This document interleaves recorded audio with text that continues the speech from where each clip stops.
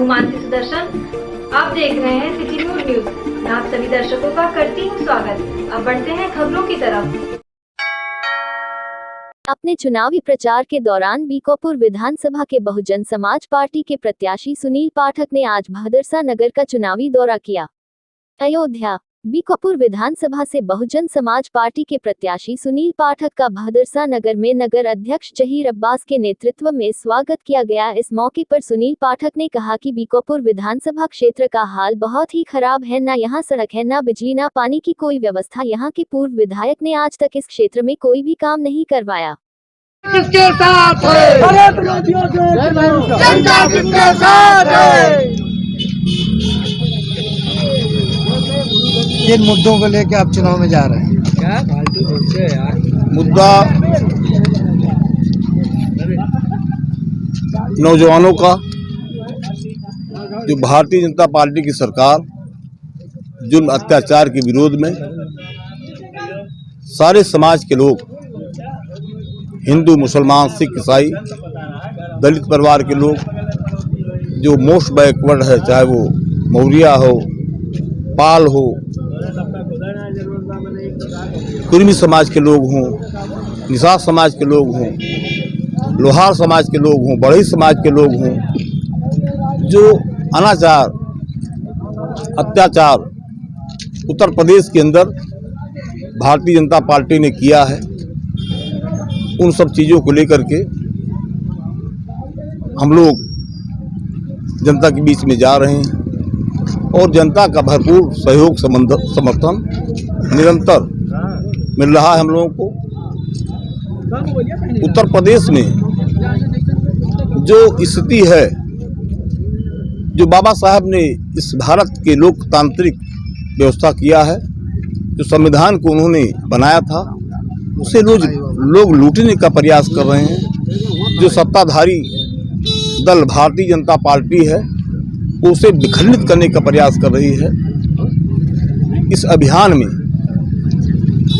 उत्तर प्रदेश के पूर्व मुख्यमंत्री, 4 बार मुख्यमंत्री प्रदेश की जनता ने माननीय बहन कुमारी मायावती जी को बनाया था और उत्तर प्रदेश की जनता 5वीं बार मुख्यमंत्री बहन जी को बनाने जा रही है। और इस जहाँ तक इस विधानसभा का सवाल है, इस विधानसभा की माननीय विधायिका जो थी, उन्होंने ना तो नौजवानों के लिए, ना तो किसानों के लिए, अगड़ों के लिए, पछड़ों के लिए, दलितों के लिए, मोस्ट बैक है उसके लिए उन्होंने कोई कार्य नहीं किए है। और हम तो लगभग 2 महीने से इस विधानसभा के गांव-गांव में जा रहे हैं। सड़कें बेहाल हैं।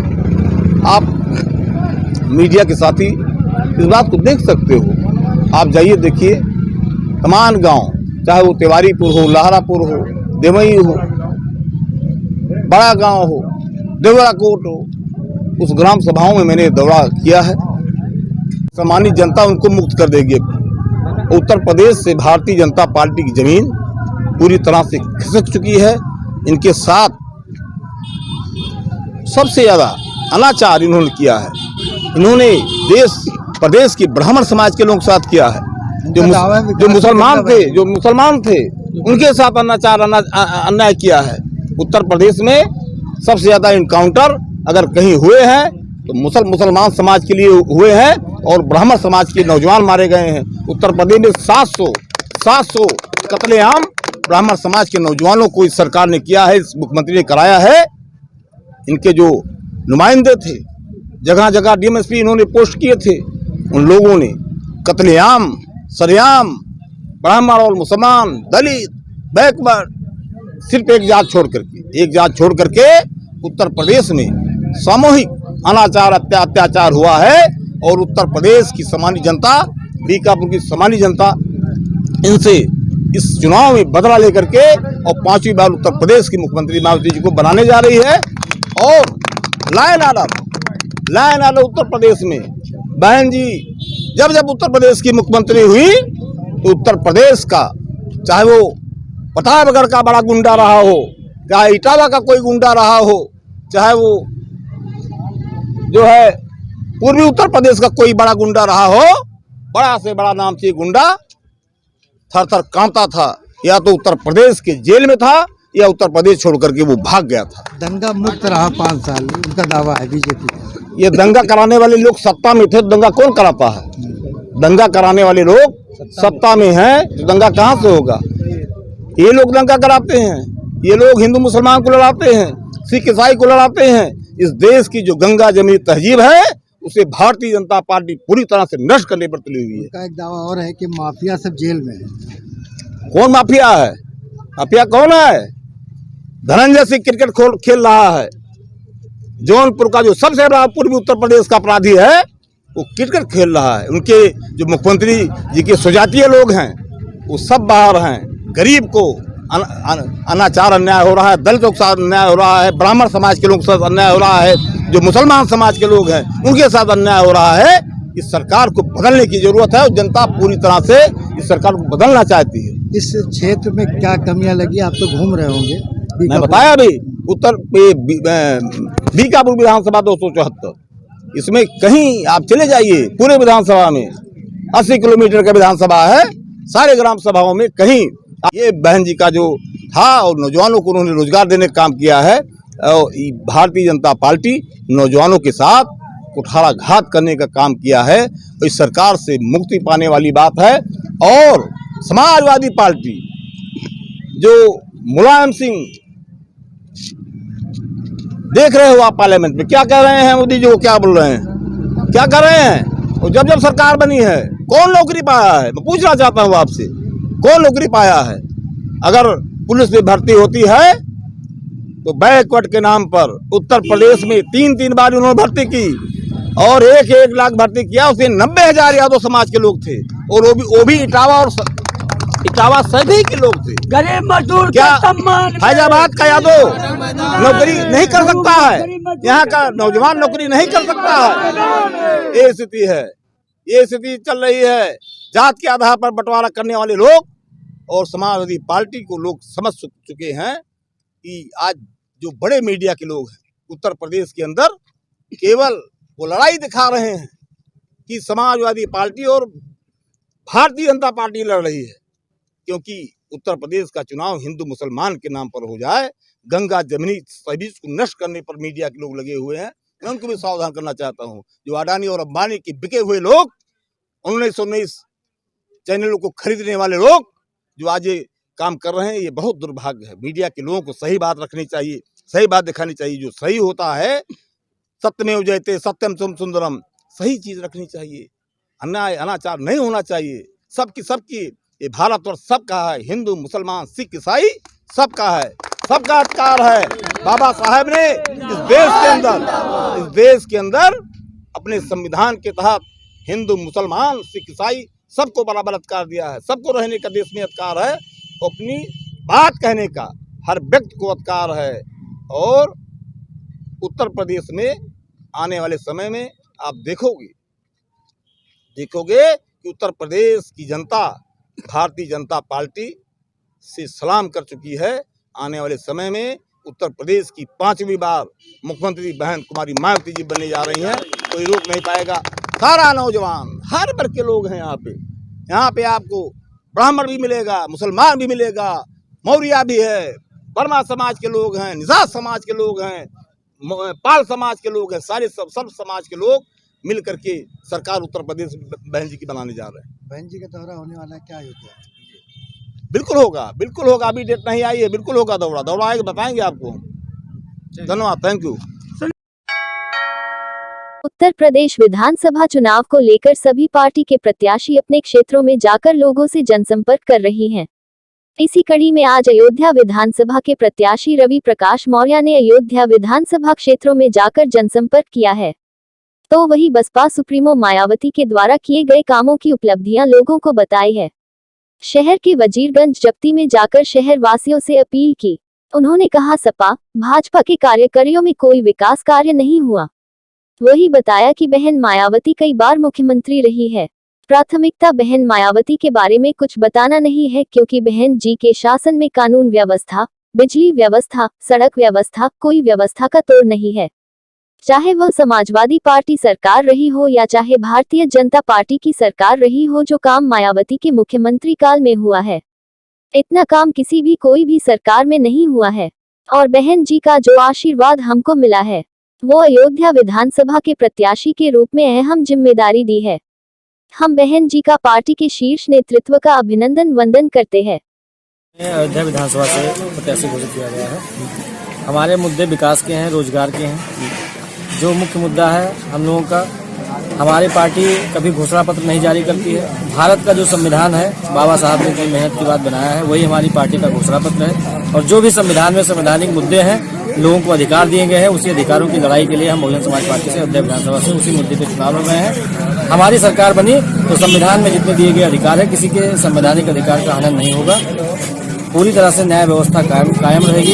जैसा कि आप सभी लोग जानते हैं, पूरा उत्तर प्रदेश जानता है कि माननीय बहन जी 4 वर्ष की सरकार में कानून व्यवस्था के मामले में आज तक पूरे भारत में कोई सरकार इस तरह से काम नहीं कर पाई है। हम लोग पूरी तरह से इस बार हमारे कार्यकर्ताओं का जोश बता रहा है। हमारे कार्यकर्ता इतनी मेहनत से लगे हुए हैं। इस बार हम लोग अयोध्या विधानसभा फतेह करेंगे और 5वीं बार माननीय बहन जी को मुख्यमंत्री बनाएंगे। क्या अपील करेंगे आप लोगों को? 27 फरवरी को 5वें चरण में यहाँ मतदान होना है, उसके बारे में हम लोग यहाँ की जनता से क्या? 27 फरवरी को हम जनता से अपील करना चाहेंगे कि समाजवादी पार्टी के प्रत्याशी को आपने 5 साल मौका दिया था, उनको रिजेक्ट करके आपने भारतीय जनता पार्टी के प्रत्याशी को मौका दिया और आज उनको आप रिजेक्ट करना चाहते हैं, तो इस बार बहुजन समाज पार्टी के प्रत्याशी को मौका दीजिए।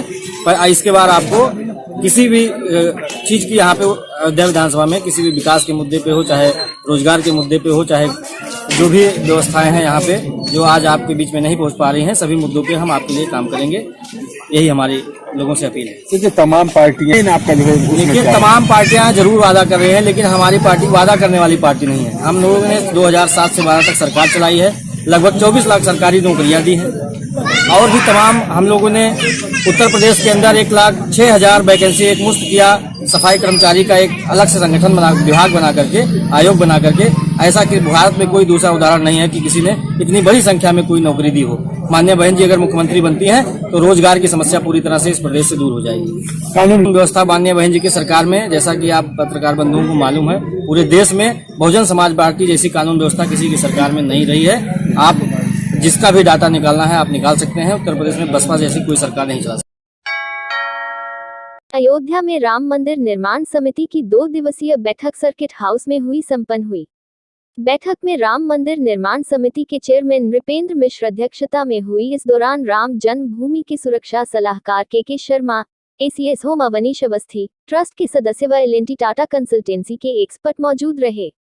बैठक के खत्म होने के बाद श्री राम जन्मभूमि तीर्थ क्षेत्र ट्रस्ट के सदस्य अनिल मिश्रा ने निर्माण कार्यों की जानकारी देते हुए कहा कि कार्य की प्रगति कार्यावधि के अनुरूप चल रही है। प्लिंथ के निर्माण में लग रहा ग्रेनाइट स्टोन लग रहा है, वही बंसी पहाड़पुर के 17,000 ग्रेनाइट स्टोन अयोध्या पहुंच चुका है, जिसमें प्लिंथ में ग्रेनाइट पत्थर लगाए जाएंगे। उन्होंने कहा कि पहली लेयर का काम चल रहा है, प्रतिदिन 20 से 25 पत्थर लगाए जा रहे हैं। आने वाले समय में कैसे 80 से 100 पत्थर लगाए जाए, इस पर मंथन हो रहा है। वही कहा 2023 में गर्भगृह में रामलला को स्थापित कर श्रद्धालुओं को दर्शन कराने का लक्ष्य है।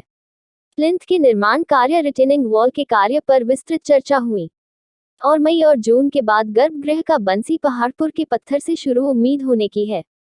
राम मंदिर की सुरक्षा आधुनिक होगी, मैन पावर कम होगी, हाईटेक सुरक्षा व्यवस्था की जाएगी। कल बैठक राम जन्मभूमि परिसर में हुई। चल रहे निर्माण कार्यों का निरीक्षण करते हुए निर्माण समिति के अध्यक्ष श्रीमान नृपेंद्र जी ने वहाँ के जो स्टेक होल्डर्स हैं, L&T, TCE और हमारे सोमपुरा जी जो इस मंदिर के आर्किटेक्ट हैं, उनके साथ बैठ करके विस्तृत समीक्षा किया। आने वाले 2023 तक गर्भगृह में प्रभु भगवान राम को स्थापित करके भक्तों को दर्शन कराने की बात कही गई है। वो कैसे यथा समय पूर्ण हो जाए, इसके लिए हर महीने आकर के वो समीक्षा करते रहते हैं। उसी क्रम में कल प्लिंथ के निर्माण कार्य और पीछे रिटेनिंग वॉल पर विस्तृत चर्चा हुई कि वो समय के अंतर्गत कैसे पूरा हो जाएगा, जिससे मई जून के बाद गर्भगृह का निर्माण बंसी पहाड़पुर के पत्थरों से प्रारंभ हो सके। ये कल चर्चा का विषय रहा। साथ ही साथ गर्भगृह के निर्माण के बाद कैसे उस मंदिर के प्रकाश की व्यवस्था होगी, आने वाले दर्शनार्थियों को कैसे वो उसकी फसाड लाइटिंग दिखाई पड़ेगी, इस विषय पर भी मंदिर के आर्किटेक्ट सोमपुरा जी ने उसका प्रस्तुतिकरण किया। आज प्रातःकाल जिस समय मंदिर प्रारंभ होगा उसकी सुरक्षा व्यवस्था कैसी होगी, आज की आधुनिक सुरक्षा व्यवस्थाओं को मंदिर के अंदर दर्शनार्थियों को कैसे उपलब्ध कराया जाए जिससे बहुत ज़्यादा पुलिसिंग भी न दिखाई पड़े और सुरक्षा भी अच्छे तरीके से अच्छे इक्विपमेंट्स के सहारे हो सके, उस पर विस्तृत चर्चा हुई। श्रीमान अवनीश अवस्थी जी जो ट्रस्ट के सदस्य भी हैं और यहाँ के अपर पुलिस के अधिकारी भी हैं, एसीएस होम, वो भी आए थे और अनेक अधिकारियों ने उस पर वार्ता किया। प्रगति जो निर्धारित कार्यावधि है उसके अनुरूप चल रही है। इस समय प्लिंथ का जो ग्रेनाइट स्टोन है वो लग रहा है 17,000 ग्रेनाइट स्टोन, जहां पर बंसी पहाड़पुर के पत्थर लगा करके मंदिर बनाए जाने हैं, जिसको मंदिर का फुटप्रिंट कहेंगे, उस पर लगने वाले हैं। उसकी पहली लेयर का काम अभी चल रहा है, जिसमें से आए हुए सभी अभी लगभग 700 पत्थर वो अभी लगाने का क्रम जारी है। प्रतिदिन ऐसे कोई 20 से 25 पत्थर लगाए जा रहे हैं। आने वाले समय में अयोध्या जनपद में भाजपा को बड़ा झटका लगा है। आज BET 2011 चयनित बेरोजगार एसोसिएशन ने समाजवादी पार्टी को समर्थन दिया है। दर्जनों की संख्या में सपा कार्यालय पहुंचकर बेरोजगारों ने पूर्व राज्य मंत्री व अयोध्या विधानसभा से सपा प्रत्याशी पवन पांडे को समर्थन पत्र सौंपा। इस दौरान बेरोजगार एसोसिएशन ने आरोप लगाते हुए कहा कि सपा की पूर्व सरकार में 73,825 पदों के लिए प्राथमिक शिक्षक भर्ती में 2012 के वे आवेदक थे। प्रति व्यक्ति आवेदन शुल्क 600 रुपये के हिसाब से 30,000 रुपये से अधिक लगभग 290 करोड़ रुपए सरकार के खाते में जमा है। मामला कोर्ट में चला गया था और भर्ती को लेकर कोर्ट ने भर्ती को सही ठहराया था। पूर्व में सरकार भी सदन में विज्ञापन पर भर्ती की बात कर चुकी है। 2017 में ही कोर्ट का फाइनल आदेश आया था कि सरकार इस पर निर्णय ले, लेकिन अभ्यर्थियों से भाजपा ने झूठे वादे किए। 10 सालों से बेरोजगार संघर्ष कर रहे हैं। अब सपा को समर्थन दिया गया है। उम्मीद है कि सपा की सरकार बनने पर बेरोजगारों को रोजगार दिया जाएगा। फैजाबाद के BET एकता 2011 संगठन के जिला अध्यक्ष अरुण कुमार यादव बोल रहे हैं। हम लोग आज अपना समर्थन पत्र माननीय विधायक पवन पांडे जी को सौंपने आए हैं और प्रदेश BET एकता का जो है पूरा समर्थन समाजवादी पार्टी को है और हम लोगों को सरकार बनने पर जो है माननीय राष्ट्रीय अध्यक्ष के द्वारा भी आश्वासन मिला है कि हम आपकी मदद करेंगे और इसी सिलसिले में आज हम लोग जो है पवन पांडे से मुलाकात के लिए आए और उन्होंने आश्वासन दिया कि राष्ट्रीय अध्यक्ष ने आपको आश्वासन अगर दिया है तो आप लोगों का काम सरकार बनने पर जरूर होगा। क्या नाम है आपका? अरुण कुमार यादव, समाजवादी पार्टी जिंदाबाद जिंदाबाद जिंदाबाद।